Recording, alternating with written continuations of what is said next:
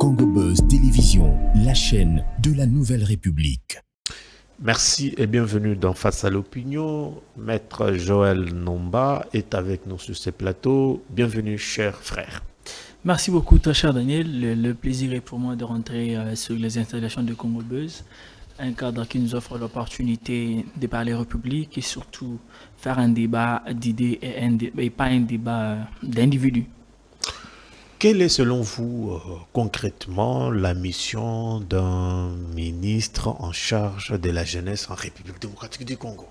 Alors, merci beaucoup pour la question, cher Daniel. Comme vous le savez, lorsque vous lisez l'ordonnance numéro 25 293 du 15 décembre 2025, fixant les attributions des ministères, au point 42 de cette ordonnance, on détaille ou on énumère les missions qui sont attribuées à la personne ayant la jeunesse dans ses attributions.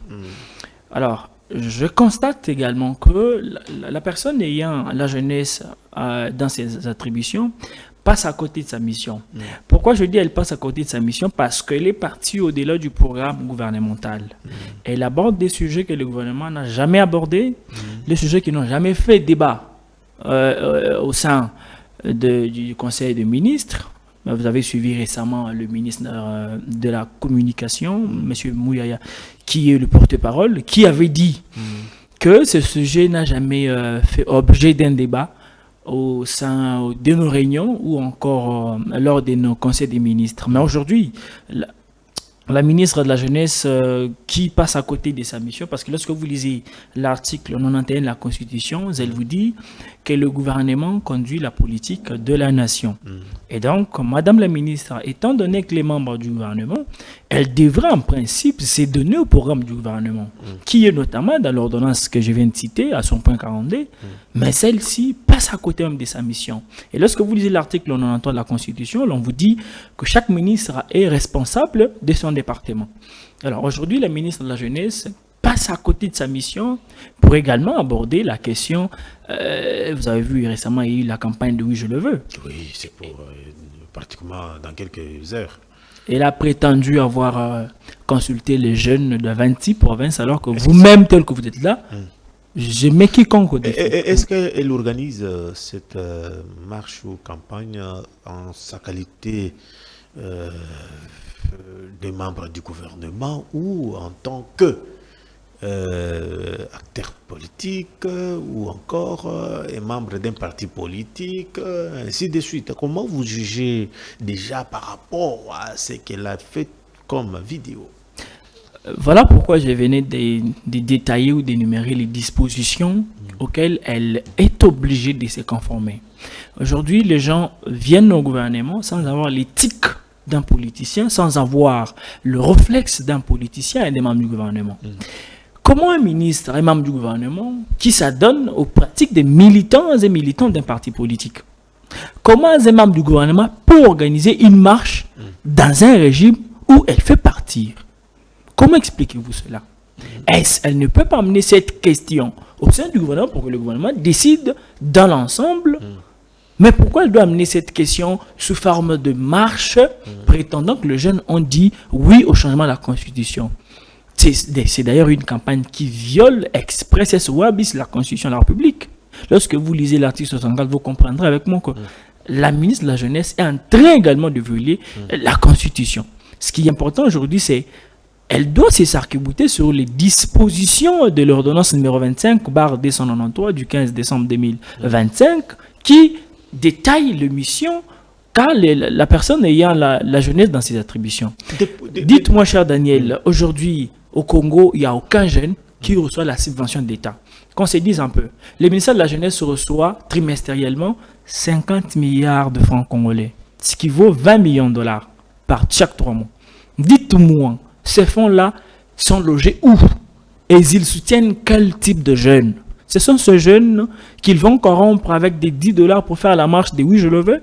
Ils ont mis, je ne confirme rien, mais je le dis parce que je sens qu'il y a une forte pression ou encore un fort vent de putréfaction. Ils veulent aujourd'hui marcher avec l'argent pour donner aux jeunes afin de faire sortir le jeune, les 12 dans les rues de Kinshasa. Mais aujourd'hui, les jeunes ne veulent pas de ça. Les jeunes ont besoin d'être au centre de l'intérêt. J'ai même suivi Madame la ministre qui disait, oh, vous savez qu'aujourd'hui, en République du Congo, il n'y a pas une loi spécifique pour le jeune. Mais ça frise la partisanerie. Ça prouve combien elle n'est lue pas. Un membre du gouvernement qui n'a pas le temps de lire la Constitution. Lorsque vous lisez l'article 36 de la Constitution, vous sentez combien le législateur ou le constituant congolais a mis la jeunesse au centre de son intérêt. Lorsque vous lisez également l'article 43 de la Constitution, vous comprendrez avec moi que le législateur a mis au centre de son intérêt la jeunesse congolaise. Et donc, elle doit comprendre que il y a une assemblée nationale, si elle a un projet pour le jeune ou encore une vision pour le jeune, elle peut décider d'initier un projet de loi et qui sera également adopté au Conseil des ministres et puis envoyé à l'Assemblée nationale. Ce n'est pas initier des masses telles qu'elle est en train de le faire aujourd'hui. Jusqu'ici, quelles sont les actions qui vous a marqué de la part de Madame Kranz-Coutinho? Alors, en tout cas, il n'y a aucune action pour être franc. Oh non, ce qui a marqué chez elle, ce qui m'a membre du marqué chez elle, gouvernement quand seulement même. qu'elle a passé 24 heures sans péché. C'est l'unique action qui m'a marqué chez elle. Elle a fait 24 heures C'est ce qu'elle a dit. sans péché. C'est ce qu'elle a dit. Mais L'unique c'est- action concrète. Pasteur, quand même. Comment vous voulez qu'elle Ben, elle a pêche, dit, c'est- qu'elle c'est- pêche dans 24 heures? C'est elle qui a dit. Et il est déjà arrivé qu'elle passe 24 heures sans péché. C'est ça l'action qui m'a Donc après impressionné chez 24, elle elle. peut continuer dans Après ses péchés. 24, elle l'a dit. Ah. Après 24 heures, elle a commencé à pécher comme d'habitude. Comme d'habitude. C'est Mais oui, elle a dit, impossible. elle pêche, mais il est arrivé qu'elle passe 24 heures du temps sans pécher. Et après ces 24 heures-là, c'est comme ça qu'elle a continué avec ses péchés d'habitude. Ah, franchement. Alors, elle a consulté le jeune selon ses propos par, j'allais dire, via le Conseil national de la jeunesse. Est-ce que ce conseil existe même? Les conseils nationaux existent, mais malheureusement aujourd'hui, les conseils est comme une caisse de résonance des politiciens. C'est quoi le problème avec les jeunes? Mais les jeunes veulent se conformer au prorata du régime. Ils ne veulent pas avoir une opinion contraire. Alors que le régime a besoin des opinions contraires pour son développement, pour enfin de rendre l'ascenseur à la population. Mais aujourd'hui, les jeunes du Conseil national de la jeunesse veulent se conformer au dictat du régime politique et ils ne veulent pas contredire le régime. Vous avez suivi récemment le Conseil national qui avait organisé un débat chez Showbuzz. J'avais également loué l'idée. Malheureusement, il n'y avait pas des opinions contraires à celles cachées du Conseil national de la jeunesse qui aujourd'hui donne les impressions d'un conseil ou encore d'une conseil de la jeunesse qui est sous-traité. Mais je ne confirme rien. Parce que lorsque vous voyez les actions qui sont menées par le Conseil national, toujours en faveur, certainement l'ingénieur Claude se déploie pour rendre l'ascenseur à la jeunesse, mais des fois il est confronté aussi à des problèmes, des dictats politiques. Et il ne sait pas comment mettre son action en marche. Et il est coincé. Il est coincé, si je peux le dire Lorsqu'il comme prend ça. la parole lors de son investiture, on a senti tout un programme que nous avons loué, mais jusqu'ici, nous nous posons la question, où en est-on? Mais également, l'ingénieur Claude, que je salue déjà, s'est impliqué où il avait un programme pour enfin accompagner cette jeunesse dans sa mission ou encore dans sa vision. Parce que, comme vous le savez bien, je ne suis pas l'avocat de maître Claude, enfin, de l'ingénieur Claude, ni encore moins la personne ayant reçu mandat ou procuration pour parler en son nom. Mais je vous dis, c'est que l'ingénieur Claude, c'est une personne, avant la prise de ses fonctions, qui avait présenté un programme bien détaillé à l'intérêt de la jeunesse. Mais aujourd'hui, il rencontre des difficultés parce que ces conseils n'est pas rémunérés. Ils n'ont pas de frais de fonctionnement, ils n'ont pas de salaire. C'est comme ça que ces conseils se débarquent ou encore entrent en contact avec des partenaires par-ci par-là. Cas d'exemple, vous allez voir le jeune Miguel qui a quitté Goma jusqu'à Kinshasa en passant par 11 provinces par vélo. Aujourd'hui, les conseils nationaux qui ne reçoivent pas le fonctionnement ni du ministère de la Je connais aussi Jeunesse. des dames qui sont quittées à l'intérieur qui sont membres du comité, du bureau d'ailleurs, du CNJ. Mais apparemment, ils ne se retrouvent pas, ils regrettent d'avoir démissionné dans leurs conseils provinciaux pour intégrer le bureau national qui n'apporte rien. C'est ce que je disais, le conseil souffre aujourd'hui d'un soutien. Le conseil n'a pas de fonds, n'a pas le salaire, n'a pas de financement.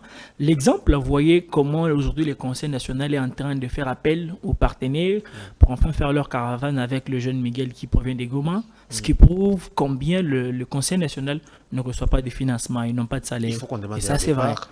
Et donc, moi, personnellement, je demanderai au chef de l'État de donner un financement conséquent au Conseil national de la jeunesse qui, aujourd'hui... Et quand, lorsque eux ne revendiquent pas, c'est à nous, c'est à la jeunesse. de Non, demander le départ de tous ils ces le gens-là. disent parce que les jeunes aujourd'hui partent au Conseil national pour aller demander l'accompagnement du Conseil national.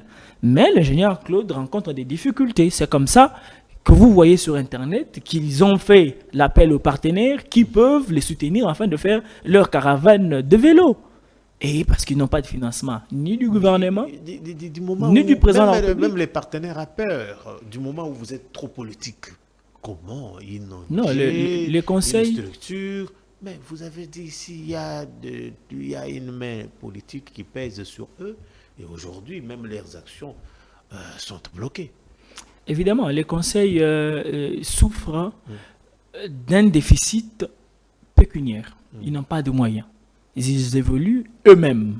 Voilà pourquoi un jeune qui a quitté Goma, qui a pédalé, M. Miguel, qui a fait des Goma en passant par 11 provinces, arrivé jusqu'à Kinshasa. Mais vous sentez qu'un jeune qui a marché avec un message de paix, un message qui dit beaucoup parce qu'il quitte dans une zone qui est occupée par le rebelle du Rwanda.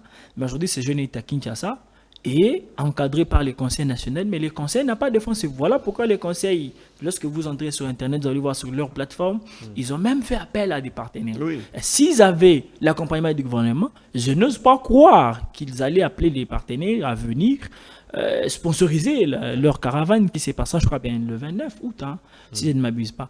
Ça prouve combien le conseil ne reçoit pas le financement du gouvernement pour enfin accompagner les jeunes qui viennent avec leurs projets. Aujourd'hui, au bureau du conseil, il y a pas mal de projets, mais ils ne savent pas comment aider ces jeunes-là parce qu'ils n'ont pas de financement. Alors, on revient. Un message avant de prendre la deuxième thématique. Coutinho, on fait comment? Demain, c'est déjà le 12, où la marche, elle va prouver comment on dit, la force du terrain. Alors, cher Daniel, il faut que vous sachiez qu'aujourd'hui, ils ont réussi à paupériser la jeunesse, étant donné que la jeunesse... Vous demandez l'annulation. L'annulation pure et simple de son activité. Je demande d'ailleurs à la première ministre, qui est le chef du gouvernement, à rappeler à l'ordre Mme Grace Coutinho afin d'annuler son activité parce qu'un membre du gouvernement n'est pas appelé. Elle est membre du gouvernement.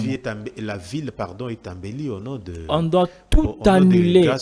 Ils doivent tout annuler parce qu'un membre du gouvernement ne peut pas initier des marches de soutien ni encore moins de revendications. Ça, c'est contraire. Ça, c'est contre l'éthique même gouvernementale. Et donc, moi, je crois que prochainement... On donne à l'extérieur, dans tout ça. Voilà pourquoi, lorsqu'on fait les recrutements au sein du gouvernement, pas des recrutements, lorsqu'on fait des nominations, on doit aussi tenir compte de la méritocratie, de l'expérience de la personne, de l'intelligence, du sens très élevé des responsabilités. Comment un membre du gouvernement peut se comporter en militante d'un parti politique pour initier des marches contre, marches pour... Mais c'est quoi finalement? Non, les gens ne comprennent pas leur mission. Ce sont des initiatives. Quelle initiative? La loyauté au chef. Le chef de l'État n'a pas besoin de ça. Lorsqu'il signe l'ordonnance et vous dit voici vos attributions, c'est ce qu'il lui veut. La loyauté s'explique par les résultats qui sont dans l'ordonnance qu'il vous nomme. Mais lorsque vous n'exécutez pas ce qui est écrit dans l'ordonnance vous nommant, vous êtes contraire à la vision, vous ne concrétisez rien de sa vision. Un message à la jeunesse. Alors, je demande à la jeunesse de ne pas répondre à sa marche parce que cela n'est pas sa mission. Elle doit exactement répondre à sa mission. Tous les jeunes de la République, les jeunes conscients, doivent refuser et rejeter sa marche. Très bien. On prend la deuxième thématique, suspension de Madame Lili Tchimpumpu. Que reproche-t-on exactement à Madame Lili? Alors, cher Daniel, vous savez qu'aujourd'hui, la République démocratique du Congo fait face à beaucoup de problèmes, notamment l'infiltration au plus haut niveau, commençant par l'armée, également descendre jusqu'à l'Assemblée nationale et dans d'autres institutions. Mais aujourd'hui, nous exprimons notre désarroi face à cette pratique qui ne veut pas laisser la place au sein de la gestion de la chose publique, notamment dans les affaires du sport, en voyant que M. Véran Monsengo suspend la secrétaire générale de la FECOFA oralement, en violant systématiquement ses droits. Comment, dans une république où il y a... Qu'est-ce qui lui est reproché? C'est toute la question. Mais elle n'a pas reçu ni notification, elle n'a jamais été entendue pour enfin s'expliquer sur une prétendue suspension. Et je vous informe ici que Mme Lili Tchimpumpu n'a jamais déposé sa lettre de démission. Elle n'a jamais eu ni la lettre la suspendant, ni la lettre la convoquant pour enfin présenter ses moyens de défense. Et donc, je demande aujourd'hui à M. Véran Monsengo de la FECOFA qui... Elle est nommée par c'est lui qui nomme? Apparemment, ils sont en train de violer systématiquement le principe et les règles établies. Parce que la FECOFA, comme vous le savez, la FECOFA a une constitution, a un règlement d'ordre intérieur. Et donc, pour suspendre quelqu'un, tel que la secrétaire de la FECOFA, il y a toute une procédure établie. Et donc, il faut suivre cette procédure afin d'appliquer la décision que vous voulez prendre. Ce n'est pas en se réveillant avec ses émotions ou encore des mauvaises humeurs qu'on vient... Et les victimes de mauvaises humeurs. Peut-être que ça, parce que comment voulez-vous suspendre quelqu'un sans se s'arc-bouter sur la constitution de la FECOFA? Il y a une constitution et un règlement d'ordre intérieur qui existe. Et donc aujourd'hui, ce que moi je peux dire à M. Véran Monsengo, c'est qu'il doit aider le chef de l'État. Aider le chef de l'État à garder la personne qui a aidé aujourd'hui la fédération congolaise à se développer. Aujourd'hui, nous avons eu notre équipe, le Léopard, qui était partie nous représenter dans la compétition de la Coupe du Monde. C'est grâce au dynamisme de Mme Lili Tchimpumpu qui, aujourd'hui, est jetée en pâture. Et donc, je demande au chef de l'État de jeter un coup d'œil parce que cette dame a fait un travail remarquable et nous avons vu combien l'équipe Léopard s'est structurée. C'est grâce à son dynamisme. Aujourd'hui, tous on était en joie. Mais on ne savait pas qu'il y avait une héroïne à l'ombre qui était derrière toute cette joie des Congolais. Moi et vous, nous étions dans la joie en voyant les Congolais qui se sont battus avec le Portugal et tant d'autres équipes. Et les Congolais se sont démarqués. C'est grâce au dynamisme d'une femme qui était là. Mais aujourd'hui, elle apprend qu'il y aurait des suspicions annonçant sa démission ou encore sa suspension. Mais la lettre comme telle n'existait pas. Voilà pourquoi Est-ce que cette affaire relève-t-elle d'une crise de gouvernance ou de leadership au sein de la FECOFA?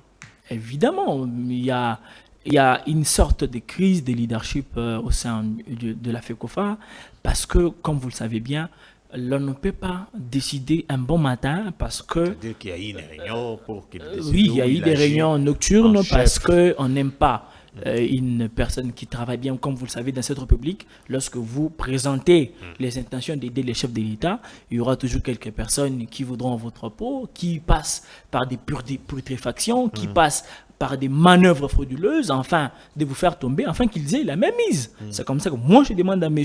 Véran Monsengo de faire tomber sa décision et que cette décision tombe en caducité parce qu'elle est encore orale. Qu'elle doit mettre l'eau dans son vin et que Mme Lili puisse reprendre son travail comme il le faut parce qu'elle est la seule femme qui a démontré que la femme n'a pas seulement sa place à la cuisine. Aujourd'hui, lorsque vous citez Mme Sumino Jidi Tuluka, vous pouvez aussi citer Mme Fifi Masuka, mais également Mme Lili Tchimpumpu qui a démontré combien la femme ne peut pas être qu'à la cuisine, mais la femme, elle a aussi toutes ses capacités pour aider la République à avancer. Nous avons vu avec sa volonté, depuis qu'elle était là, elle a aidé l'équipe à se structurer afin d'aller s'affronter avec des grandes équipes du monde. C'est comme ça que vous avez vu aujourd'hui tous les jeunes ou encore tous les sportifs de Kinshasa s'enjoyer, être en joie en voyant le Léopard se battre avec les autres équipes. Donc, selon vous, madame n'a pas eu la possibilité de présenter ses moyens de défense. L'action ou la procédure disciplinaire n'a pas été respectée. Dans un état de droit, que demandez-vous aux autorités compétentes dans ces secteurs jusqu'ici? Alors, dans un état de droit normal, avant de suspendre une personne ou encore d'enlever une personne de ses responsabilités, il faut toujours suivre la procédure normale. La FECOFA a sa constitution. La FECOFA a son règlement d'ordre intérieur. Ça veut dire que tout est prévu là à l'intérieur. Avant de suspendre une personne, il faut toujours suivre la procédure normalement établie. Et aujourd'hui, moi personnellement, je ne suis pas d'accord. Pas seulement moi, hein, mais tous les jeunes sportifs de Kinshasa et de la République démocratique du Congo en général ne sont pas d'accord d'une prétendue suspension de Mme Lili Tchimpumpu. Et également, aujourd'hui, nous demandons à ce que cette dame puisse être rétablie dans ses droits. Conséquences au cas où elle est, jusqu'où peut aller Mme Lili? Lili, si je ne me trompe pas. Effectivement, Madame Lili, elle doit travailler. Nous ne voulons pas à ce qu'aujourd'hui la FECOFA puisse être remise dans le main d'une personne qui viendra pour se faire millionnaire. Okay. Il y a déjà une dame qui a fait un grand travail du début jusqu'à ce niveau, qui doit continuer son travail. Vous avez vu les dynamismes qu'avait l'équipe nationale, les Léopards. Vous avez vu combien l'équipe n'a pas pleuré comme à l'époque où ils passaient nuit à la Belle Étoile dans des aéroports des autres pays. Nous avons connu dans ce pays une équipe qui passait nuit à l'aéroport pour faire des vidéos. Vous voyez, le gouvernement nous a laissé, la FECOFA n'a rien fait. Mais depuis l'arrivée de Mme Lili Tchimpumpu au secrétariat de la FECOFA, vous avez vu l'équipe des Léopards qui s'est structurée, qui s'est battue avec les autres équipes, qui défendait même la couleur de la République. C'est comme ça que moi je demande personnellement à M. Véron Mosengo de mettre l'eau dans son vin et de faire tomber sa décision, si elle existe, de la faire tomber, de faire laisser cette affaire et que Mme Lili Tchimpumpu puisse continuer avec son travail et que le chef de l'État puisse enfin suivre ou encore protéger cette dame qui nous a donné la joie d'être sportif congolais. Très bien. Alors, pour clôturer cette question liée à la FECOFA, on retient quoi de manière ramassée et surtout un message à tout ce qu'il y a comme les sportifs qui n'ont pas pu digérer cette manière de gérer notre instance fessière. Alors, de manière générale et de manière très ramassée, le sportif congolais aujourd'hui... doit se mobiliser pour faire échec à toute démarche.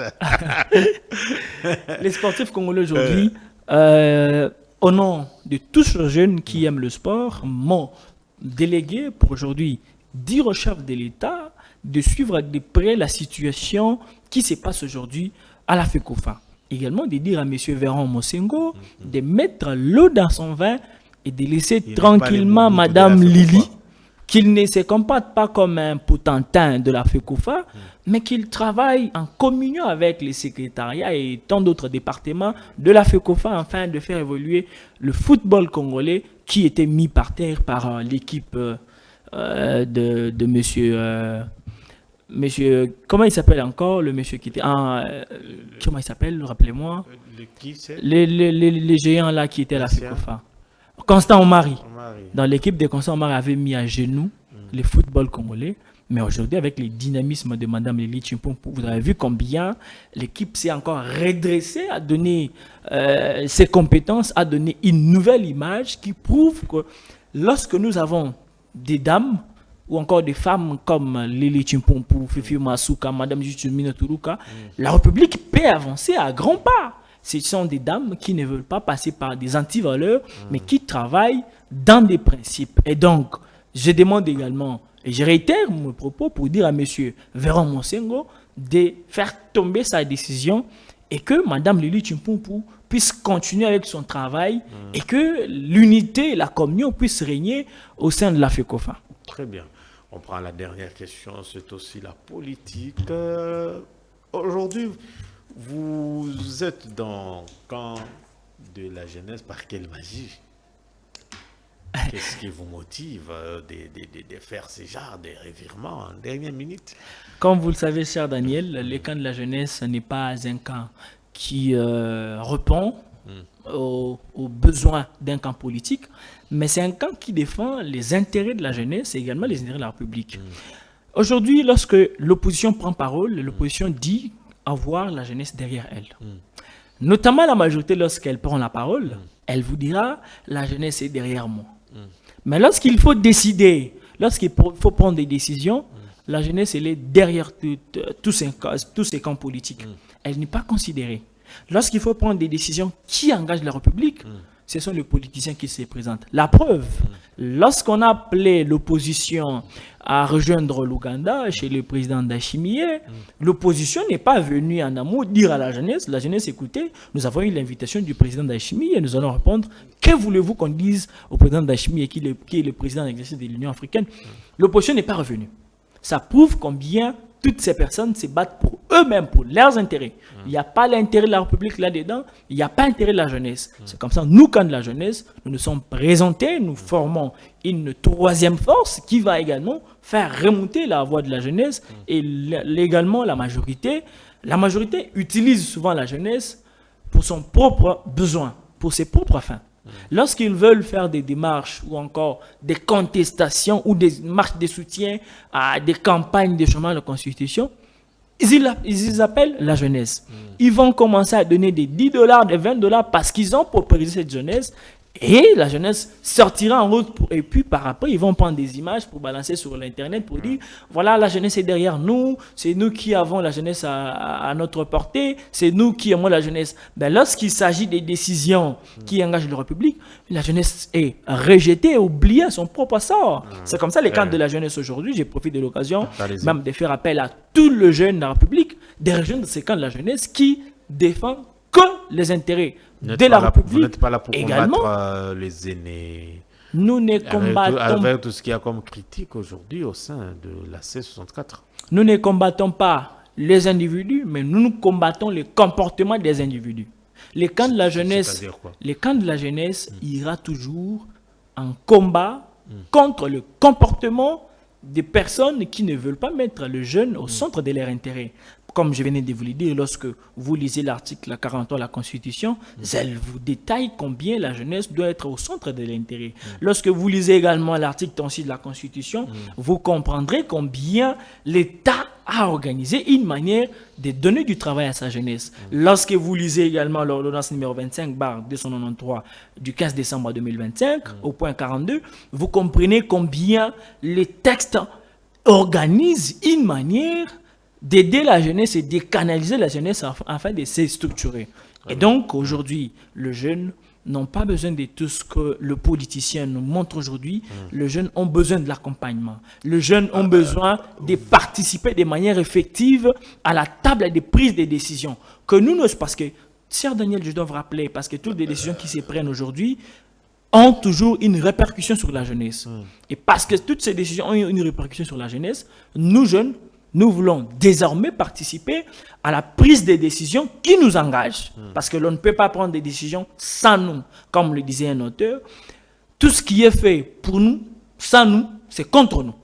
Alors, pour faire quelque chose pour nous, il faut toujours nous associer. C'est comme ça que la jeunesse aujourd'hui veut à ce que les dispositions de la Constitution soient appliquées de manière effective et que la jeunesse puisse participer de manière effective et directe dans la prise des décisions dans l'ensemble de la République. Vous ne pensez pas que vous vous réveillez en retard alors que le train est en marche? Nous ne nous réveillons pas en retard, nous étions déjà réveillés. C'est comme ça que vous voyez, nous avons activé une vitesse. Et si vous voyez aujourd'hui, c'est presque tout le monde qui sait que le camp de la jeunesse existe. Et tous les jeunes nous écrivent chaque jour de partout et ils veulent rejoindre les camps de la jeunesse. C'est de toutes les 26 provinces de la République que les jeunes nous écrivent et ils veulent venir. Et nous les disons que nous sommes à bras ouverts.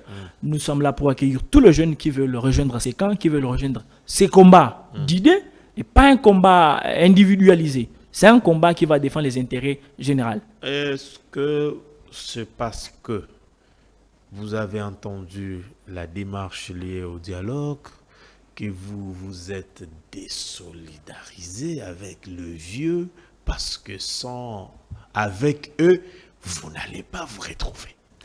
Bon, il n'y a pas question de se retrouver, il y a question aujourd'hui des intérêts de la population et de la jeunesse.